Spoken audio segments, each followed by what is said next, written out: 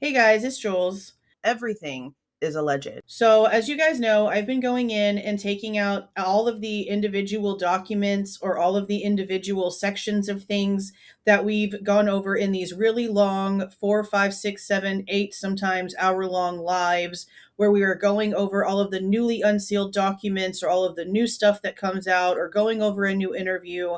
All of these things are very important. And while we do focus on them as we're going through the interview and we do end up talking about them in pieces later, I know that for everyone, sitting through hours of information makes it a lot more difficult to soak in said information. So I'm going in and taking them all out separately and posting them individually. If you go back on my channel, you'll see several of these over the past few weeks, and there's going to be several more, especially when it comes to reports and forensic reports, because I'm going to start doing a series where all of those get done individually and deep dived individually. But that being said, this one is about the psych evaluation situation that took place. There was something that happened, as you can tell from the title and the thumbnail, that caused the psychological evaluation process for the defense team to have to start all over. And this is where we got a little bit more information on what happened, sort of. Defendant's notice of filing signed, notarized affidavit. Notice of filing signed and notarized affidavit to the defendant's motion to strike death penalty regarding autism spectrum disorder under seal. Okay, so yeah, this Dr. Cecile Reynolds, I remember we read something from her. Is this it, or is this a new thing? So this says, I have been retained as a consultant in issues of mental health and neuroscience by the defense in Mr. Kohberger's case. One of my key roles in this case is to assist the defense team in locating and securing the work of the most appropriate and properly qualified experts in the fields of psychology, neuropsychology, and forensic psychiatry. During my work with the defense team, on my recommendation and after extensive vetting, they selected and hired Dr. Joette James, neuropsychologist. She performed many hours of work, including testing Mr. Kohberger and conducting collateral interviews. Over the course of many months, she collected data and prepared to write a report. She had one additional round of tests planned to clarify diagnostic issues present with Mr. Kohberger prior to writing her report. Shortly before that trip, Dr. James unexpectedly passed away. Oh, yeah. I did remember there was an expert that died, but we never had the name until now. I thought it was a state expert that died because the state asked for a continuance for something because somebody passed away. Did they not? Or was it because somebody quit? Or somebody quit. Okay. The state asked for a continuance at one time because one of their experts literally walked the frick away and quit. And I do remember them saying that something had happened to one of the defense ones. I don't know what she died of. Dr. Joette James, neuropsychologist. Let's do a little Googling. Now, we spent a few minutes during the live trying to find out how she actually passed away so that we could get rid of any sort of suspicion, if it was some sort of car accident, some sort of, because this case is ridiculous and I put nothing past anything, okay? So I couldn't really find anything during the live. A few people in the chat said it looked like she passed away from cancer, but I couldn't find, and still today, as I'm clipping this to post this on June 10th, 2026, I still cannot find an official source that says this. The only portion of the internet that tells me she died from cancer are hashtags on social media posts from people that actually knew her. So I'm not going to show those people's information. I'm just going to show you what it looks like on the internet. Like if I go to Bing and I type in what it says up here, this is what it shows me. It gives me a bunch of different organizations that put memorials and stuff out for her. But when I tried to find more information, all it just really told me is that there's no public information out there that says anything about her circumstances or medical cause to her death. Now, at first, it tried to tell me to ask Los Angeles County Medical Examiner search database to find out how she died. Then it tells me, as you can see right here, to search like Bexar County Medical Examiner's office. Well, I'm nowhere near San Antonio, Okay, so Bexar County shouldn't be showing up to me. So I'm thinking, okay, maybe she passed away here in Texas. So I go to Bexar County and none of those search results have her in it. So then I ask, okay, where did she die? And it doesn't even have that available when you ask it. Like there's no, I guess, public obituary that Bing can reach to get an answer for the city and state in which she actually passed away. That's why I decided to just go over to Facebook.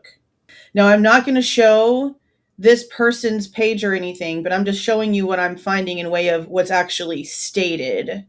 Hashtag cancer sucks. Okay. That's really the first inkling I got that she passed away from cancer. Shortly before that trip, Dr. James unexpectedly passed away. I was able to interview her regarding her incomplete impressions and, again, incomplete testing data, and developed an understanding of the additional work required, which included the addition of a forensic psychiatrist to the team. She was unable at that time to forward her records, testing, and notes to me due to the severity of her illness and its unexpected and rapid onset. After her death, I assisted the team in interviewing and selecting an expert to assess Mr. Kohberger. It was necessary to review and vet multiple experts to ensure the proper expert would be retained. The team subsequently selected Dr. Rachel Orr, that's the name that we heard before, as a replacement for Dr. James, and added Dr. Eileen Ryan, we heard that one before, forensic psychiatrist whose expertise was then also required. I made several attempts to obtain the raw data from testing performed by Dr. James. I was not successful. As a result, the neuropsychologist hired by the team had to conduct testing and interviews as if none had been done previously. So they had to go through the entire process all over again. I don't understand how there wouldn't have been somebody over at Dr. James's office that would be able to send over all of the information. Yeah, that's my question. So they never got the records? I don't understand that. There's no way that Dr. James, with as renowned as she was, with as many boards as she was on, with as many people that we have articles writing about her and the impact she had on all these different organizations, that she doesn't have an office full of people that knew the files that she was working on that would have sent the stuff where it's supposed to go. Yeah, like where's the staff? That's definitely item number 6 that's got my attention tonight that we need to look a little bit further into. I don't understand this. Everything she was working on should have been transferable, especially since there was contracts with her to do the work. So it's not like she had it and wasn't supposed to, and then that's the issue. Like all of it was, wow, okay, that's something we're gonna have to look at. This substantially delayed the development of a full understanding of his neuropsychological status and the determination of an evidence-based defensible diagnosis of his multiple mental conditions. Dr. Orr and Dr. Ryan have worked diligently to learn about Mr. Kohberger, review materials related to the case, conduct interviewing and testing, analyze the data, and write an expert report. And the defense team has made every effort to assist them in completing their work in the most timely fashion possible without compromising the integrity of their work.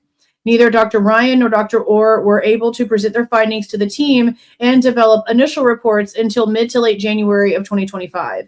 Given the amount of work that had to be done, including in-person exams, reviews of extensive records, conducting many needed collateral reviews, and the like, I was frankly surprised either expert was able to respond as quickly as they did. The delay in diagnosis did not occur due to lack of diligence, is owing to the untimely and exceedingly unfortunate death of Dr. James. I don't understand how her files were not transferred over. Interesting. But it shouldn't be, because it was work product and it was for that case. Everything that she was doing should have been sent over to the team, to the new person that was taking over the role. It being psych records doesn't have anything to do with anything. This was what the job was. That makes no sense. So again, all of these days after the live that I'm doing this edit, and I still don't understand why it was so impossible for the defense team to get the work product that was created by the expert that was hired by them. Just because she passed away doesn't mean that suddenly those documents are to be sealed up somewhere behind lock and key, never to be seen again. There's no HIPAA violation situation here. She was a hired expert, hired by Bryan Kohberger's defense team. And even though the information was not completed all the way, the majority, if not all of what was completed, should have been handed over because it was technically the defense team's, I guess, property is, I guess, the best way for me to be able to describe how it is going around in my mind, because they are paying for the expert to do these tests and come up with these reports. So technically, the product, which is the reports, the evaluations, and the testing, are what was purchased by the defense team. So I just don't understand. So I don't know if at the time I'm posting this and that we've gone over this document, since at this point it's been a year. We are only 20 days away from when Bryan Kohberger signed the plea agreement on 6/30/25. So I don't know if something has changed. All I know is that from obviously what I was able to find, this doctor passed away in 2024. It seems somewhere around the summertime of 2024. So it's been 2 years since this doctor passed away, meaning by the time we got to the plea, it had been a year since this doctor had passed away.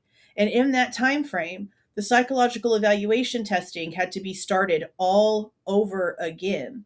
Now, I do understand that when a new expert has to come in, they need to put their own view on things. They need to do their own testing. So obviously it was going to have to be started all over again. It's just, I guess the stopping point for me to be like, okay, this seems normal, is the fact that they were unable to get the doctor's reports and information after she passed away. That just seems strange to me, but I don't know. Let me know what you guys are thinking about all this stuff down in the comments. If you like the way that I present this information and give my opinion, please don't forget to leave a like on the way out, subscribe to the channel if you have not subscribed already, and please don't forget to make sure that the notification bell is set to all so you don't miss any of my rants, reviews, reactions, updates, or deep dives. See y'all.